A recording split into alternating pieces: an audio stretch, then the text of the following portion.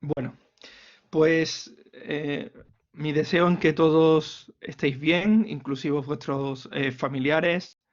Y vamos a comenzar con el pensamiento de Nietzsche. Si hubiera algunas preguntas que tengan que ver con el informe 4 y el pensamiento de Descartes, por favor, hacérmela llegar bien en la próxima clase del miércoles o en la pestaña de debates, ubicada en la plataforma Enseñanza Virtual. Vamos a realizar hoy un acercamiento al contexto que envuelve el texto que nos va a convocar en una reflexión y que es la segunda introspectiva nietzscheana, ¿no? Antes de entrar a esta contextualización, eh, vamos a cambiar, vamos a transformar nuestra manera de entender la filosofía gracias al pensamiento de Nietzsche. Si por un lado con Descartes hemos visto la importancia del pensamiento asegurador y de la intuición clara y distinta que lo posibilita, con Nietzsche nos vamos a enfrentar a las oscuridades del pensamiento. Con Nietzsche nos vamos a enfrentar con lo insondable, con ese fondo impensado que está determinando nuestro pensamiento y que la mayoría de las veces se nos escapa como la arena entre los dedos. ¿Se me escucha?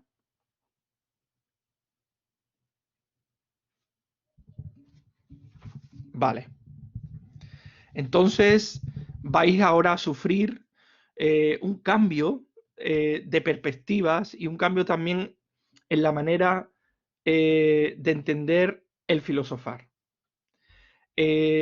Si tenéis en mente el primer índice que vertebraba, a ver, Carmen, mira a ver, un momento,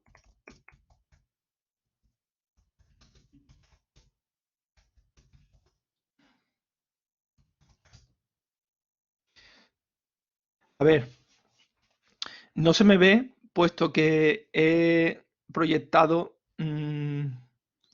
el documento PDF. Y supongo que cuando proyecto el documento PDF, la pestaña donde se visualiza mi imagen se elimina. Aunque ahora se me está viendo, pues vale, pues si me estáis viendo a la misma vez eh, que se visualiza el PowerPoint. Entonces se me ve.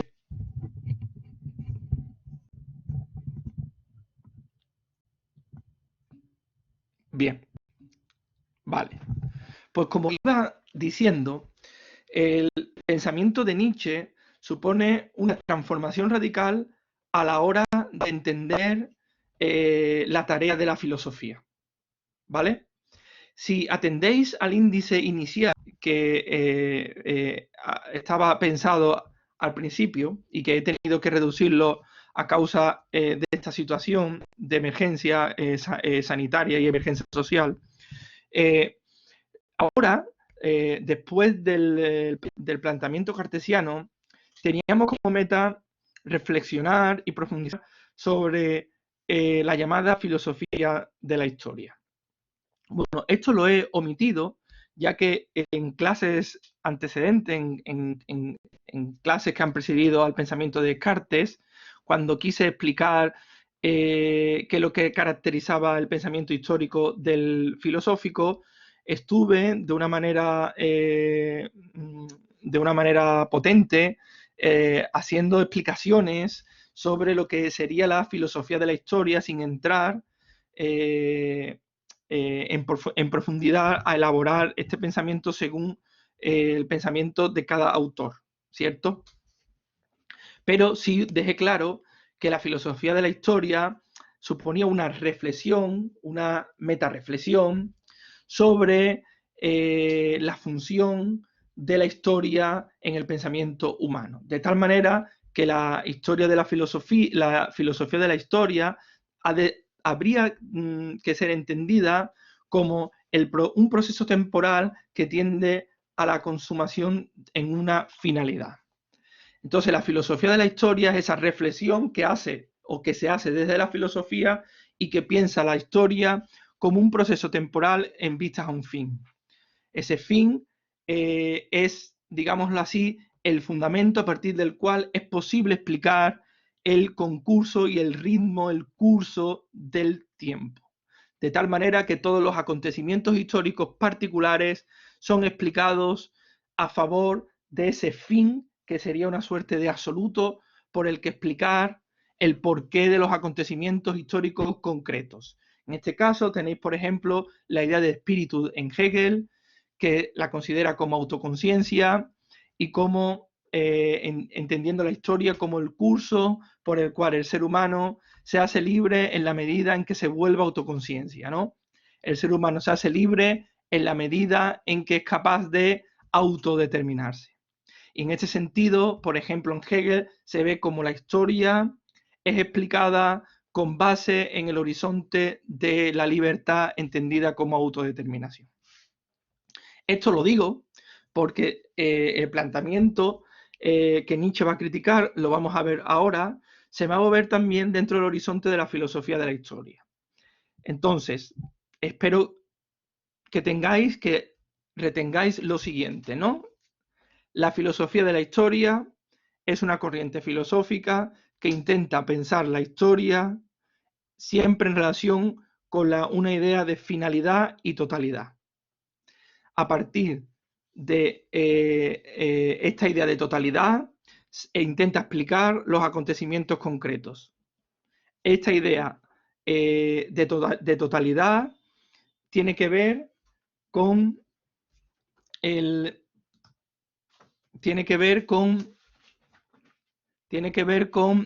la manera por la cual el ser humano cree en la potencialidad de la razón como el fundamento que lo distingue de todo animal. Y por lo tanto, la filosofía de la historia entraría dentro del paradigma filosófico de la modernidad. ¿Vale? Nietzsche va a ser bastante crítico con la Ilustración y con la modernidad, porque lo que va a intentar con su filosofar es destruir los ídolos de la razón. ¿Vale? Eso que llama Nietzsche la muerte de Dios, ¿vale? Ha de significar la muerte de cualquier fundamento que actuase de modo absoluto. La muerte de un fundamento, digamos así, que intentara explicar la realidad de manera absuelta al tiempo, a la historia, etcétera, etcétera. Pero bueno, como digo, vamos a entrar en el texto de Nietzsche, iremos intercalando hoy, por ejemplo, lo que vamos a hacer es intercalar la crítica de Nietzsche con su contextualidad histórica, con las corrientes que abrazaron casi atmosféricamente el pensamiento de Nietzsche. No vamos a entrar hoy a analizar el libro, sino vamos a intentar dar cuenta de esa atmósfera que englobó el pensamiento nietzscheano y sobre todo concentrado en el texto que nos convoca, ¿no? Que es, como lo tenéis aquí, la llamada segunda intempestiva, ¿no? Esta segunda intempestiva es un texto elaborado en 1874, supone un segundo volumen, hay un primer volumen dedicado a Strauss, donde Nietzsche lleva una crítica sobre ese pensador, ese filósofo, y el título ya sugerente de esta segunda intempestiva sobre la utilidad y el prejuicio de la historia para la vida. Es quizás, si excluimos dentro de las obras publicadas de Nietzsche, dentro de las obras póstumas, que podamos tener alguna referencia a la historia, es quizás el único escrito que Nietzsche le dedica a la historia, ¿no? Y a la manera en que lo hace Nietzsche, muy peculiar, puesto que la segunda perspectiva no es lo que se considera usualmente un tratado histórico. Bien, si tenéis algún tipo de pregunta, no entendéis algo, por favor, hacérmelo llegar en el chat. Los temas que vertebran este pequeño opúsculo son la memoria y el olvido, y la manera en la que la historia, que tiene que ver con una facultad de memorizar y una facultad de olvidar, está, digamos, emparentado con la vida. ¿Vale? ¿De qué modo la historia tendría una utilidad, ¿vale?, para la vida? Evidentemente, aquí una de las tareas más complejas por entender del texto es qué significa vida. Eso lo voy a ir dejando para las siguientes sesiones. Como digo, me voy a centrar más bien en el contexto que envuelve el pensamiento nietzscheano. Pero una de las tareas importantísimas es descifrar qué entiende Nietzsche por vida. Porque va a ser el horizonte al que va a remitir la historia. Es decir, Nietzsche va a entender que de algún modo, si la historia tiene valor, es por el valor para la vida. Es como un instrumento de cara a favorecer el horizonte de la vida, sin saber ahora mismo qué significa vida para Nietzsche. Entonces, en este texto, lo que se produce, creo yo, es un ajuste de cuentas con la ciencia histórica de su época, del siglo XIX, ¿vale? Dominada estrictamente por esa corriente que se ha venido a llamar historicismo, ¿vale?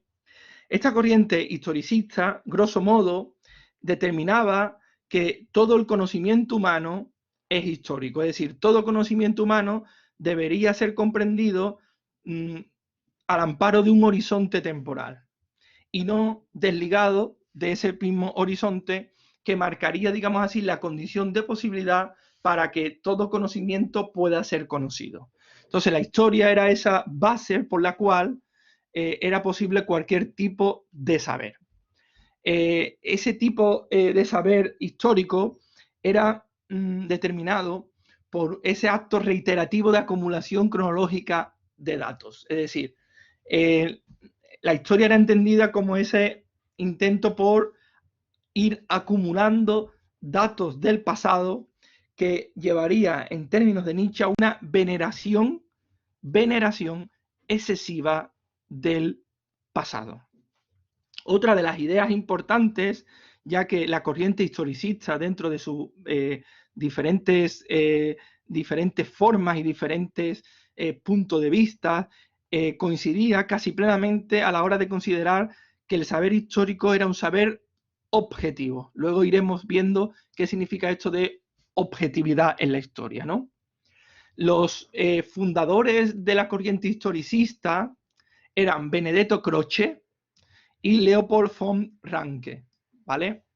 Que son, digamos, los enemigos nietzscheanos. Sobre todo este que tenéis aquí, von Ranke, ¿no? Es más, hay a lo largo del texto nietzscheano algunas referencias aisladas en contra del pensamiento de Ranke. Como digo, la crítica nietzscheana se nutre de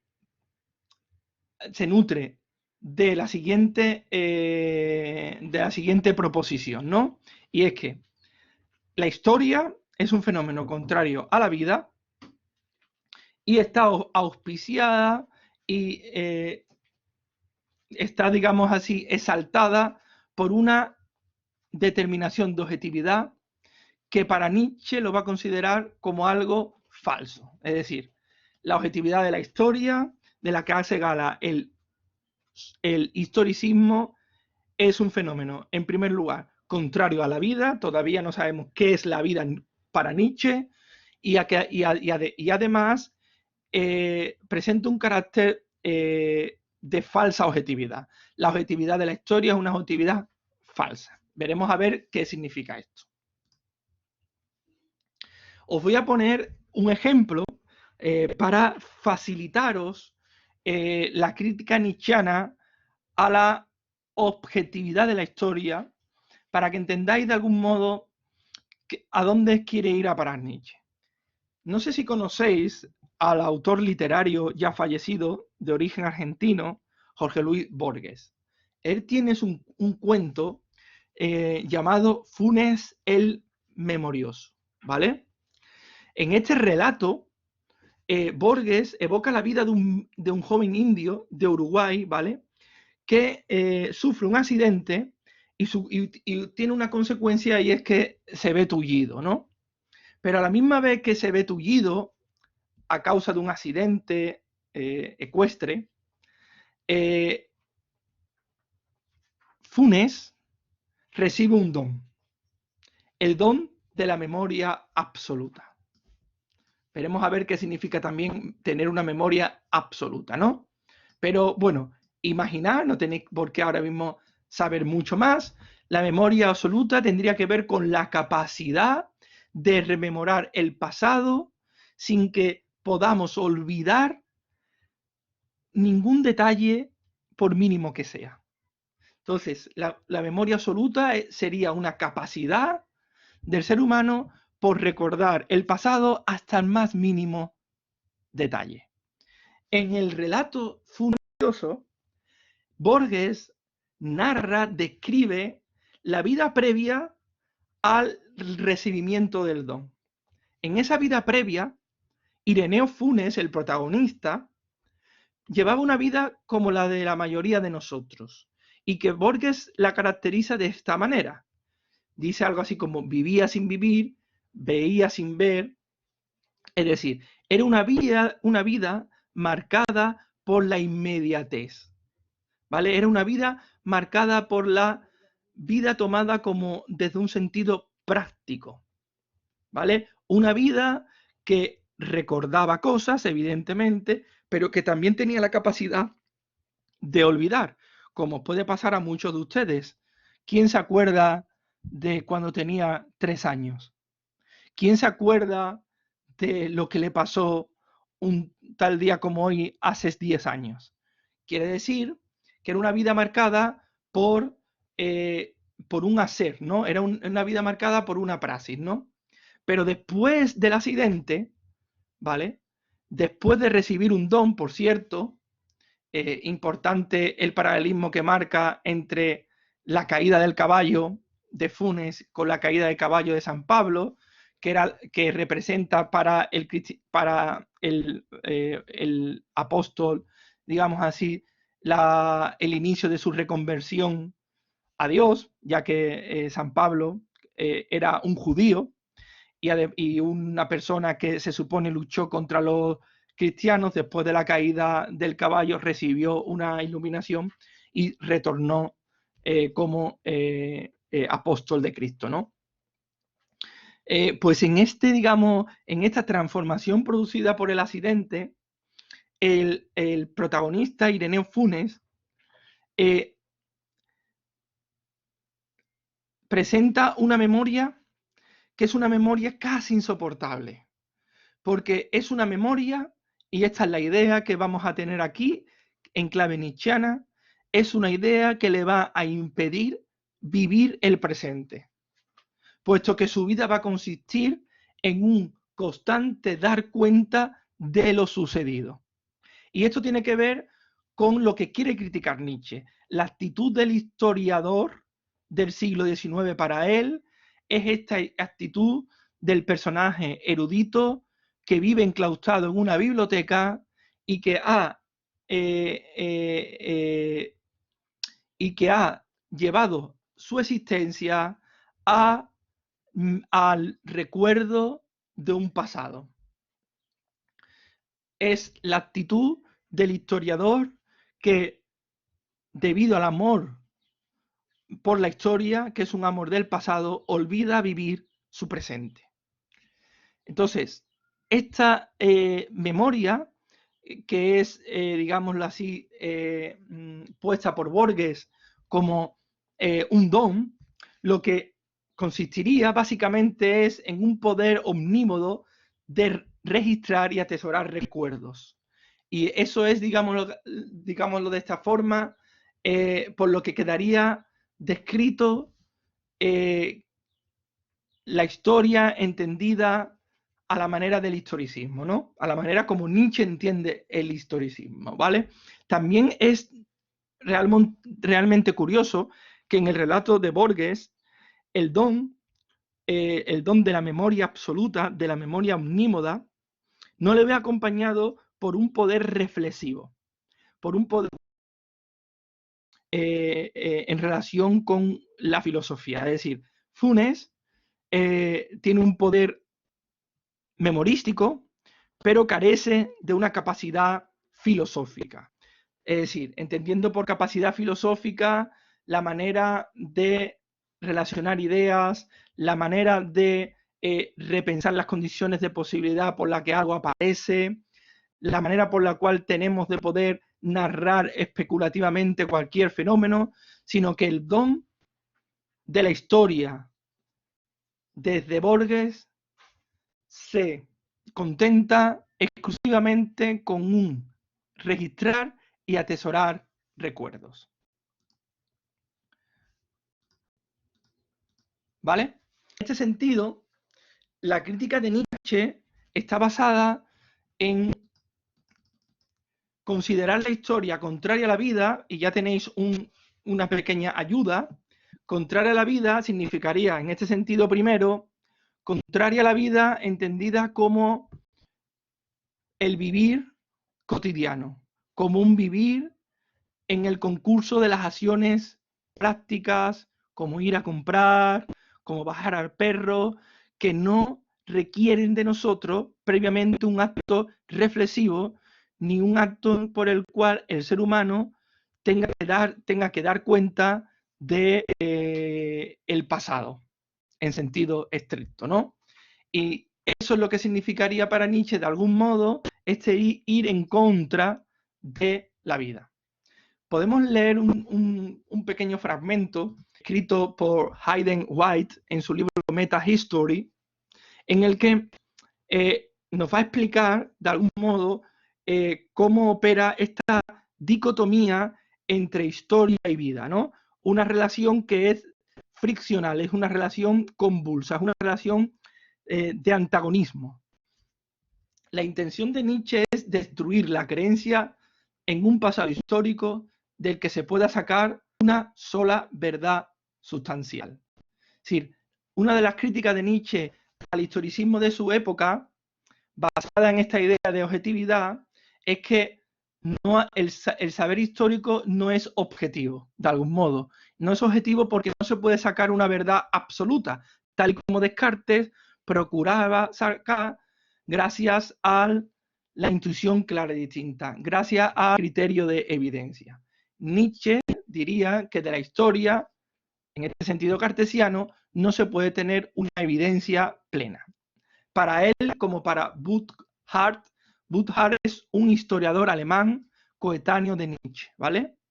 Hay varias obras que podéis encontrar fácilmente en una búsqueda en Google y que, por supuesto, este Burckhardt fue importante ya que Nietzsche leyó ciertos libros de él, ¿no? Por ejemplo, y en concreto, unas lecciones que tiene Burckhardt sobre la historia universal. Pues bueno, como venía diciendo, leyendo este texto, hay tantas veces sobre el pasado como hay percepciones individuales. El estudio de la historia, por lo tanto, nunca debería ser un fin en sí mismo, sino solo un medio hacia un objetivo vital. Esta es la idea de Nietzsche.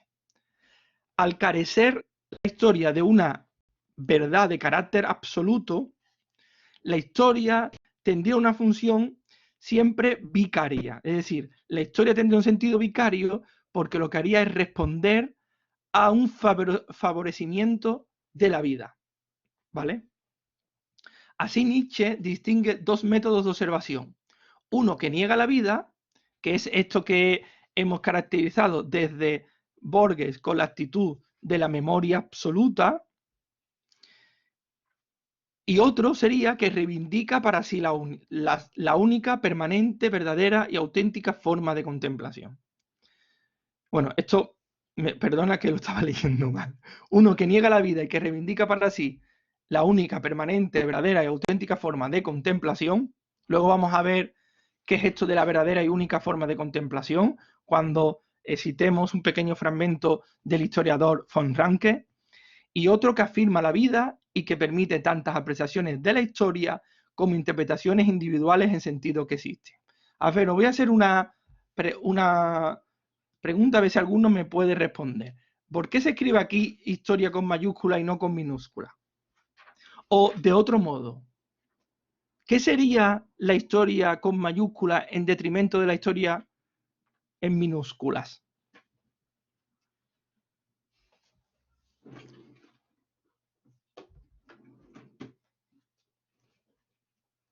Muy bien, Carmen, exactamente.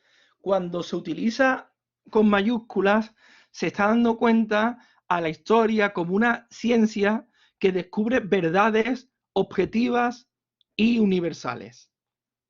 ¿Vale?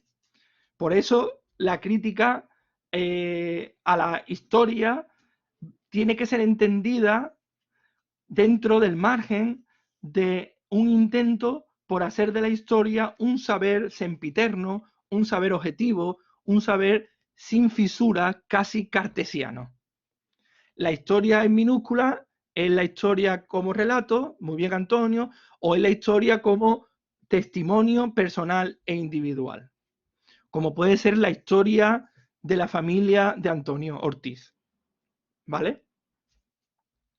El afán de un concepto de historia único, perenne y auténtico sería una reliquia de la necesidad cristiana de creer en un Dios verdadero, o un producto de la ciencia positivista, con su dogma de un solo, absoluto y obsoleto conjunto de leyes naturales.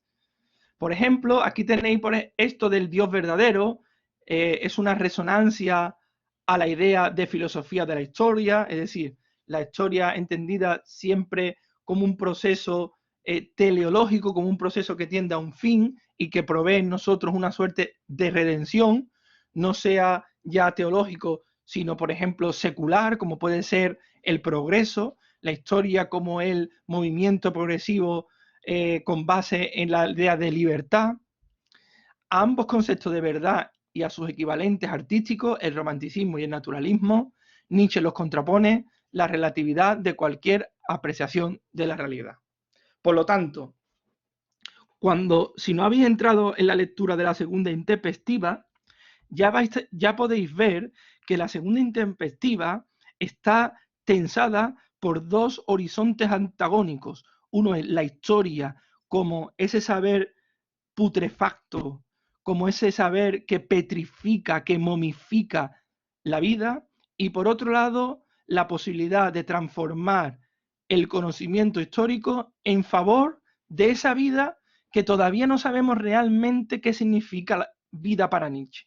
¿Vale? Os voy a dar una pequeña pincelada, ya que no quiero explicar el concepto de vida porque estratégicamente me interesaría explicaros a medida que vaya explicitando cada uno de los capítulos que componen la segunda intempestiva, pero la vida para Nietzsche es esa fuerza de existir, es esa fuerza de decir sí a la vida, es la vida tomada como el deseo de querer, como el deseo de poseer, como el deseo de sonreír.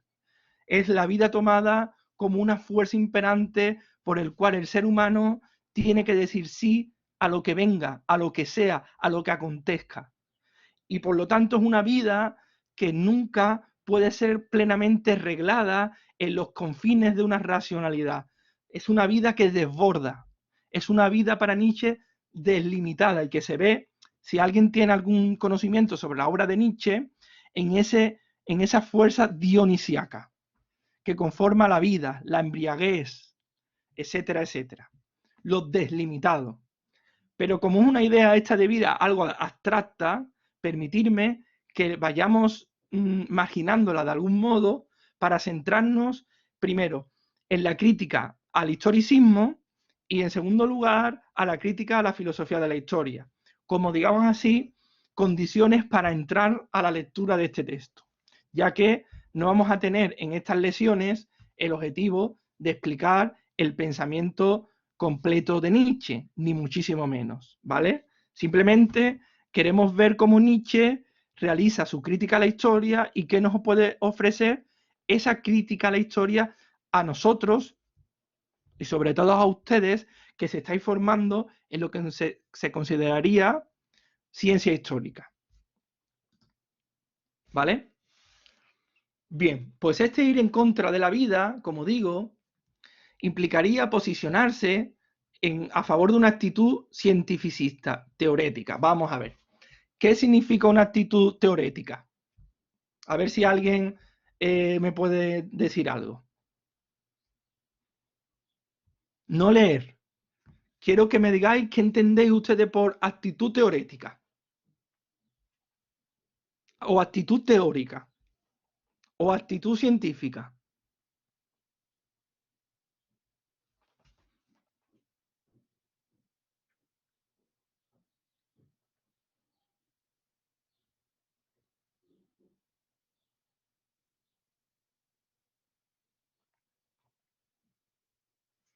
A ver, venga.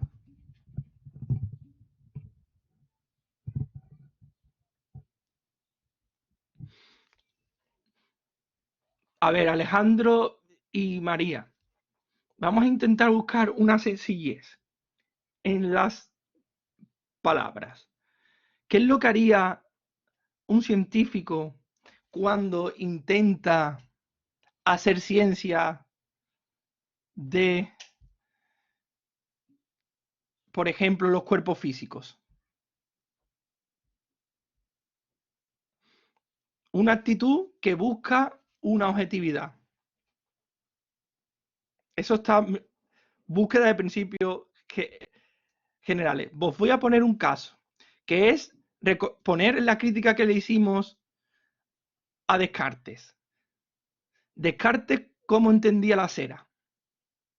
Meditación segunda.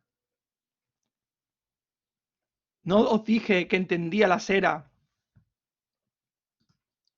Para entender la cera de una vela, Descartes no estaba viendo una vela que sirve para iluminar, una vela que es un objeto útil, pragmático, sino lo que estaba viendo era, estaba entendiendo la vela como res extensa. ¿Recordáis esto? Lo que hace la actitud teórica es relacionarse con el mundo y con las cosas que componen ese mundo bajo el afán de obtener una verdad de carácter objetiva. Y por lo tanto, está basado también en la idea de la contemplación. ¿Vale? ¿Qué significa esto de contemplación? Eliminar la experiencia del yo. Que es lo que quería von Ranke.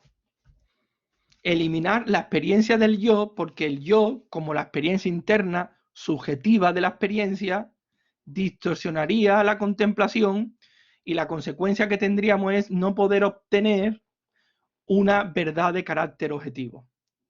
¿Objetivo qué significa? Como dice José Javier Núñez, que se atiene a principios de carácter general o universal. Por lo tanto, ¿qué es lo que caracterizaría una actitud teorética? Una frialdad y una abstracción a la hora de relacionarnos con el objeto de estudio. De tal manera que tengamos que prevenirnos de que se inyecten o inoculen sentimientos o mecanismos considerados subjetivos. Por lo tanto, la actitud científica es la que busca una relación contemplativa con el mundo. ¿Vale? También, como Marina Ramírez dice, es una actitud basada en una teoría. Está bien, pero eso nos llevaría a una complicación, ¿vale? ¿Por qué? Porque la actitud basada en una teoría, que está muy bien dicho, es ¿cuál es la teoría en la que estaría basada la actitud? Marina, por ejemplo, cuando tú me dices una actitud basada en una teoría o una ciencia, ¿cuál es la teoría por la cual se basaría la actitud?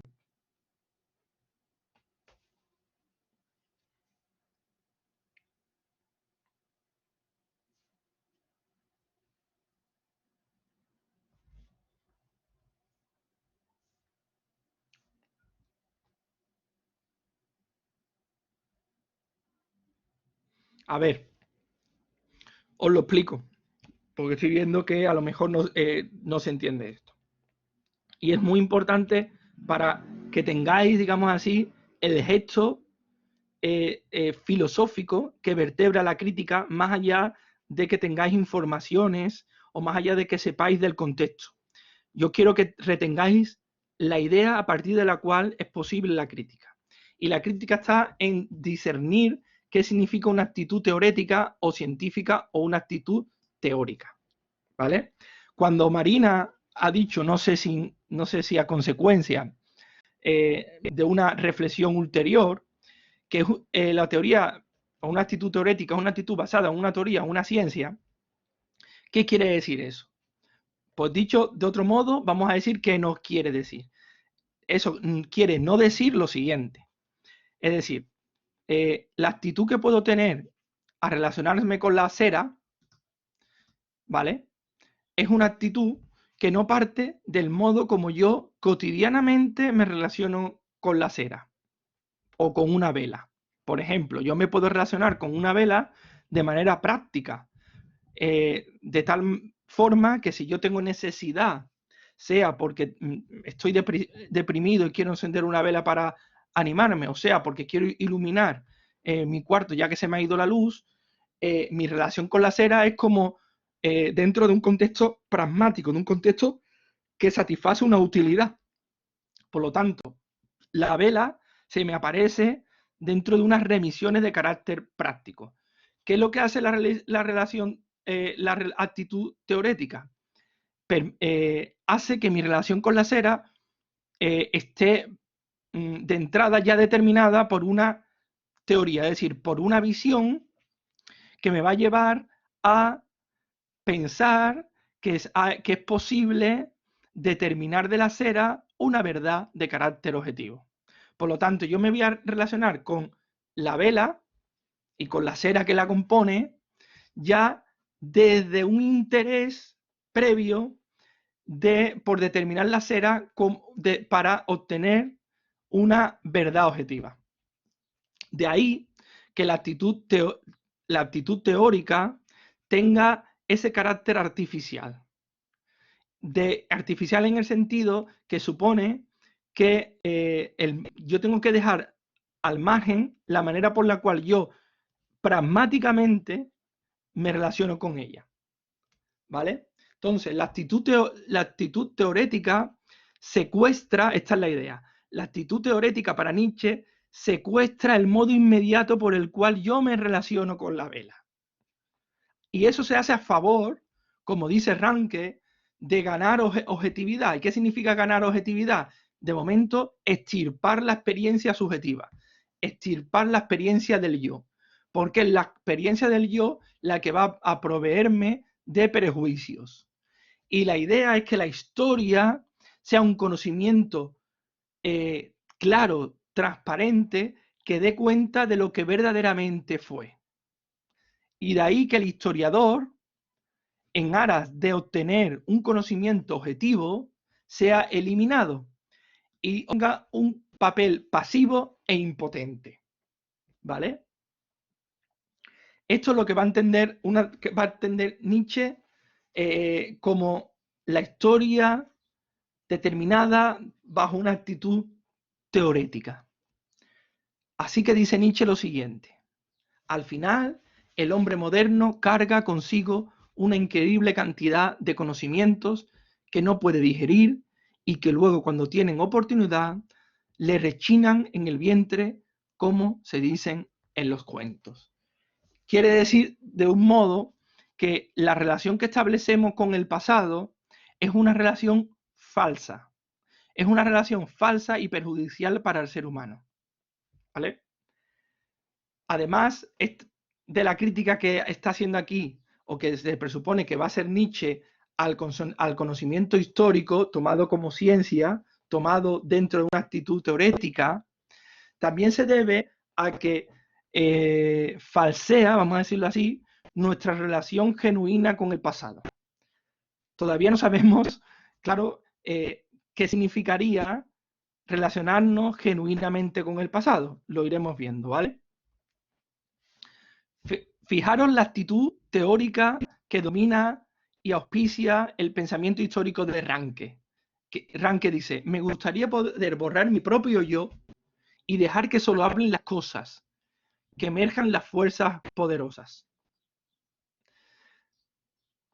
Nietzsche va a seguir criticando, escarbando en esta crítica sobre las posibilidades de una verdad objetiva tomada en sentido histórico y la va a considerar que es una verdad fingida, una verdad falsa, porque es una verdad sin consecuencias. Esto es muy importante dentro de la concepción nietzscheana de la verdad.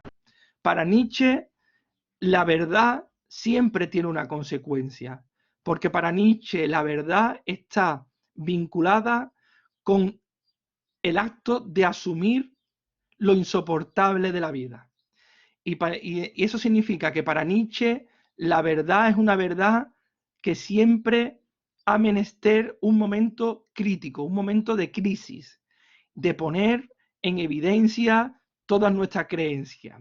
La verdad tiene, por tanto, para Nietzsche, ya iremos viéndolo, un fundamento catártico, un fundamento doloroso. ¿De acuerdo?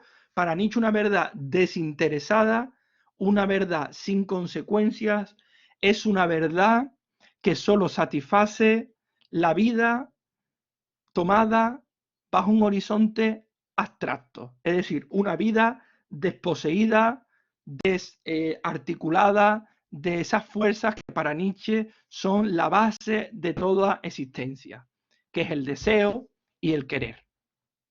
¿Vale? Entonces, una de las cosas que haría la historia tomada como ciencia, sería una depotenciación de la vida tomada como un manantial desilimitado de querer y de poder. ¿De acuerdo? Por lo tanto, hace que la vida sea secuestrada en la cuadrícula de una objetividad. Y eso es casi de lo más importante de la crítica que va a hacer Nietzsche a la historia, ¿no? Aquí se va a ver bastante bien. Dice Nietzsche, estos historiadores primarios llaman objetividad a ajustar las opiniones y los hechos del pasado a las corrientes de opinión del momento. Ahí encuentran el canon de todas las verdades. Su tarea es adaptar el pasado a las trivialidades de la actualidad. A ver, ¿sí? Bien, Marina, esto es lo más complicado. A ver, una de las críticas que hace Nietzsche a la historia tomada como ciencia, una actitud científica, es que falsea la vida. Claro, ¿qué significa que falsea la vida? Que nos hace ver la vida como una cronología de datos pasados en vez de tomar la vida como una fuerza indómita, como una fuerza imparable que está compuesta por un querer ilimitado y un poder ilimitado, que es más o menos como Nietzsche entiende la vida, de momento. No puedo profundizar más hasta ahora, o hasta el momento, en qué entiende Nietzsche por vida. Pero Nietzsche no entiende por vida lo que puede ser considerado por la biología o por la medicina que sea la vida, por ejemplo. Sino la vida para Nietzsche es una promesa de poder, es un eterno decir sí a lo que viene. Y por lo tanto la vida para Nietzsche se demuestra en la actitud por la cual el ser humano quiere vivir, quiere decir sí a su existencia. ¿Qué es lo que haría la ciencia histórica? Secuestrar la vida tomada como una fuerza imperante a favor de la vida tomada como una suerte de crónica de hechos pasados. Y eso es lo que no va a perdonar Nietzsche. Por eso, de algún modo, en el texto va a contraponer la historia con la vida. Cuanta más historia, cuanto más saber histórico, más alejados vamos a estar de la vida. Porque lo que vamos a estar es socavando la vida, depotenciando la vida a favor de el conocimiento del pasado. Conocimiento del pasado que se hace para obtener objetividad de la propia vida.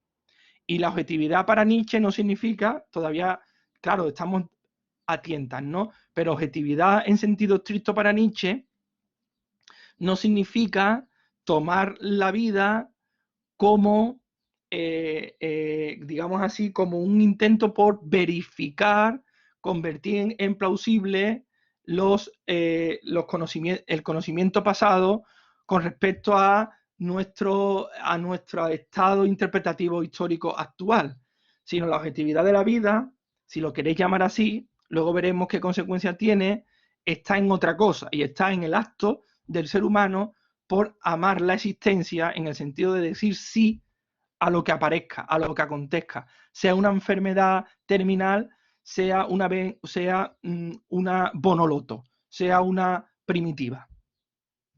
¿Entiendes ahora?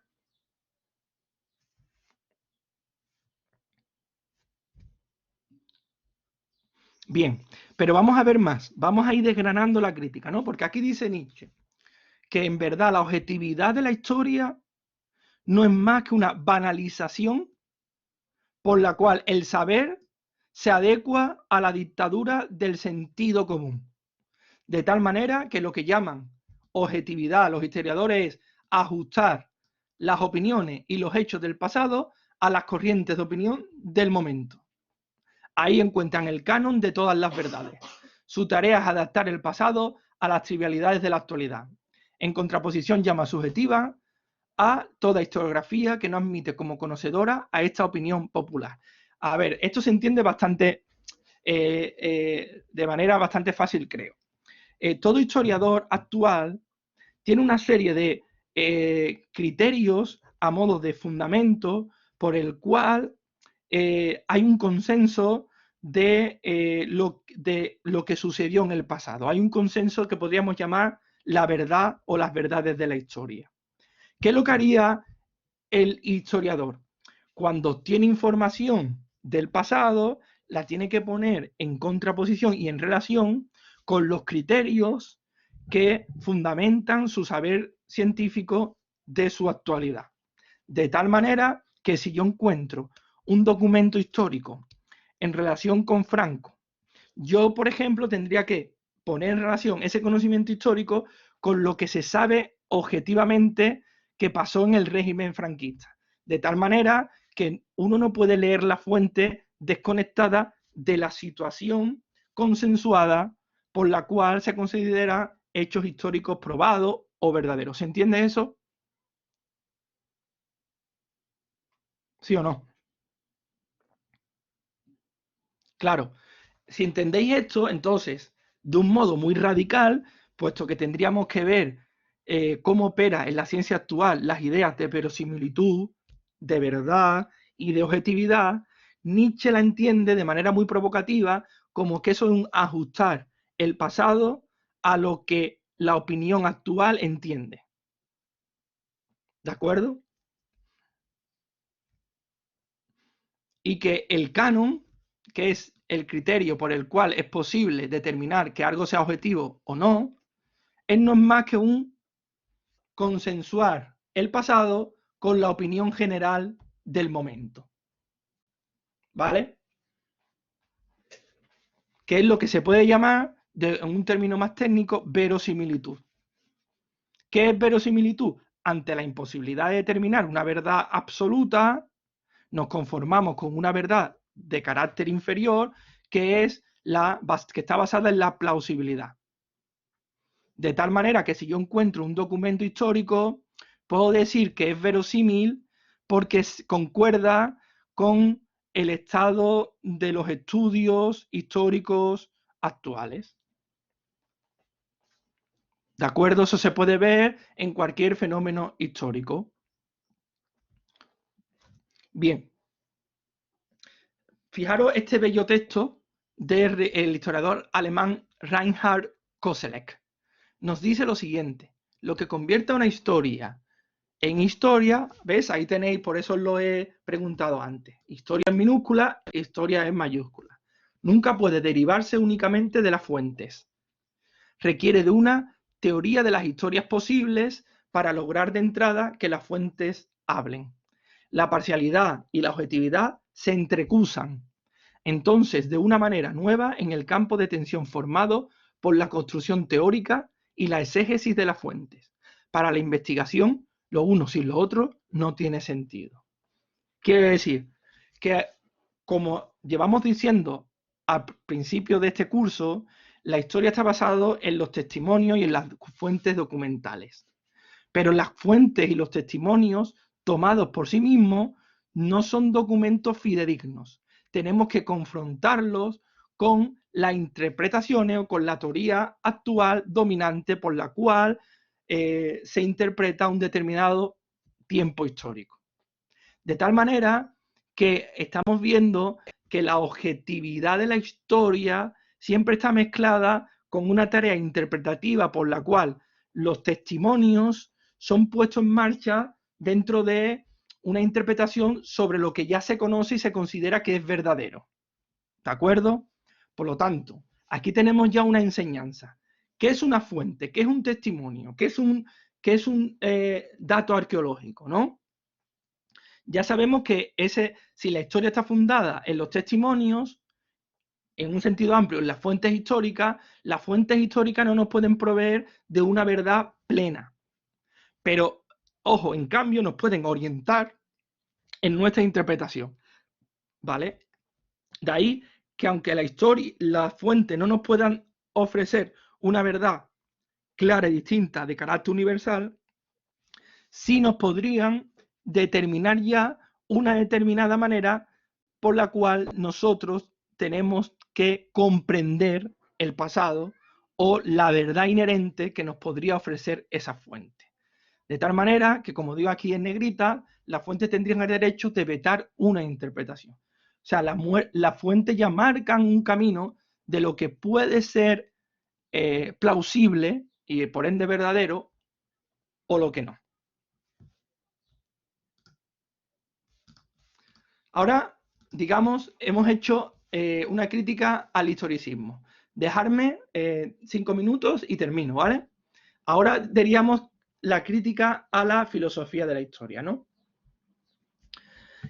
Fijaros el texto de Heinz-Dieter Kittsteiner.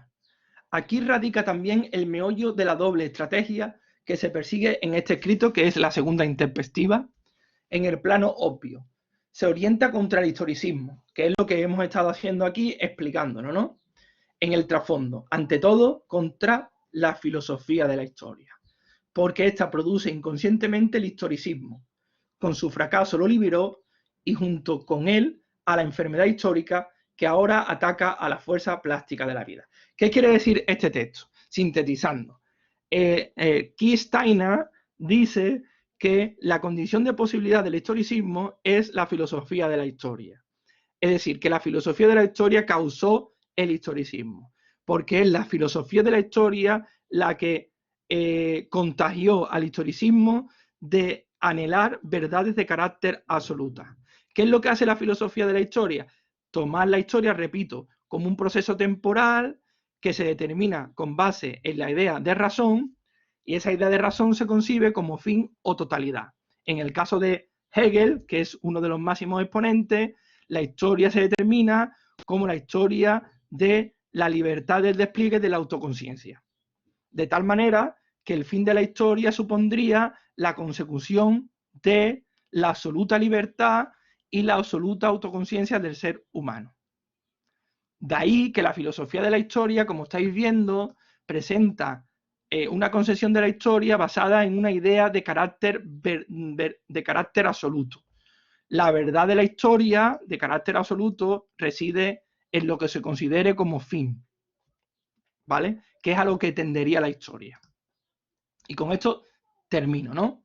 Entonces, el martillo nietzscheano, que es esa metáfora que compone a su vez un subtítulo de una de sus obras, El crepúsculo de los ídolos, cómo se filosofa con el martillo nietzscheano golpeará la idea de la historia como proceso soteriológico, es decir, la historia como un proceso en pos de una salvación. Arrancará el entendimiento de la historia dentro de un marcado horizonte optimista. ¿Qué significa horizonte optimista? Que se piensa que la historia persigue un horizonte de mejora constante. Nietzsche lo va a arrancar. ¿vale? Porque le va a arrancar a la idea de historia que parta de un plan predeterminado, ¿de acuerdo? Y va a entender la historia como un devenir. Y ya veremos qué significa ese devenir que lo va a entender Nietzsche. Ya sabéis que cuando Nietzsche hable de devenir, se va a contraponer a la historia como despliegue que parte de un plan predeterminado con vistas a un fin. Porque en este caso, pensar lo siguiente, el proceso histórico que provee la filosofía de la historia, el plan predeterminado y el fin es lo mismo, coinciden, ¿vale? La idea de la filosofía de la historia es que no se pueden explicar los acontecimientos concretos y particulares si no se tiene un horizonte de carácter general que dé cuenta del por qué surgen los acontecimientos. Esta idea de la filosofía de la historia, seguro muchos de ustedes la tenéis insertos en vuestras creencias. ¿Quién de ustedes cree en el destino? ¿Alguno de ustedes cree en el destino? Venga, serme sinceros. ¿O en la providencia? ¿O pensáis que todo tiene un porqué? Pues está bien. Esto, vale, pues lo que pensáis así es un pensamiento heredado de la tradición cristiana, que luego se secularizó en la filosofía de la historia. Es que de algún modo pensáis que hay un horizonte, un fundamento, sea divino o no sea divino, que explicaría los acontecimientos concretos, ¿vale? Para que los acontecimientos concretos no se caigan y se vuelvan como algo que no tengan sentido. Lo que pensar que hay un destino permite que los acontecimientos concretos se encadenen dentro de un porqué, de una argumentación y por lo tanto de un sentido. En este aspecto, la filosofía de la historia podía entender la Revolución Francesa como la revolución que aspira a llevar a cabo la historia como autodeterminación, la historia como un proceso que procura la libertad. Y de tal manera que se podría pensar que la Revolución Francesa es explicable porque el ser humano tiende inexorablemente a la consecución de la libertad. Libertad entendida como autodeterminación, es decir, como la capacidad del ser humano de darse a sí mismo sus obligaciones, sus deberes y sus propios derechos.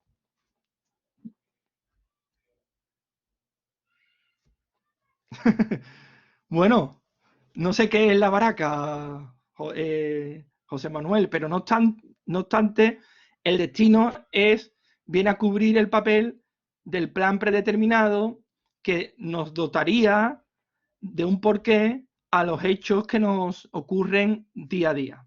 ¿Qué es lo que nos va a decir Nietzsche? Claro, pensarlo. Si no hay una idea rectora que predetermine el concurso de los acontecimientos, pues se nos van a venir a la cabeza ideas como nihilismo, ideas como muerte de Dios. ¿Qué significa todo esto? Que el ser humano está desprovisto de una manera arraigada de un fundamento absoluto, es decir, de un fundamento que asuelto a las particularidades pueda fundamentar esas mismas particularidades. ¿Eso es el Islam también? Sí, Diego, pero también el cristianismo, ¿vale? Es una idea. ¿Por qué? Porque Cristo es el escatón. Eso significa que es la culminación de los tiempos. La venida de Cristo es vale, yo que no entiendo lo que es la baraca, no lo sabía, ¿vale? En todo caso, la filosofía de la historia es un proceso, como hemos visto en las clases anteriores, antes de Descartes, es un proceso de teologización de la historia y del tiempo histórico. Es un proceso por el cual se entiende la historia como curso, acontecimiento siempre provista, siempre bajo un horizonte de un ser superior o una entidad superior que la fundaría y la explicaría, ¿vale? Y nosotros, como somos históricos, como la historia permea en nuestros poros de la piel, tenemos vestigios de ese pensamiento, vestigios de ver, por ejemplo, en la idea de destino, ¿vale? O en la idea de fortuna, ¿vale? ¿Y qué es lo que filosóficamente nos jugamos ahí? Pensamos que hay un ser, una entidad, hay algo que de algún modo estaría determinando lo que nos sucede. Nietzsche quiere romper con esa idea y eso significa, de algún modo, la muerte de Dios. Por lo tanto, ya con esta introducción estaréis en condiciones de iniciar la lectura del texto La segunda introspectiva. Os ruego que para el miércoles tengáis leído al menos los 4 primeros puntos. Iremos desgranando el difícil texto nietzscheano para ver qué sacamos de ahí, ¿vale? Así que con esto me despido, nos vemos el miércoles a las 5 de la tarde. Espero que tengáis una espléndida tarde. Un abrazo para todos. Hasta luego.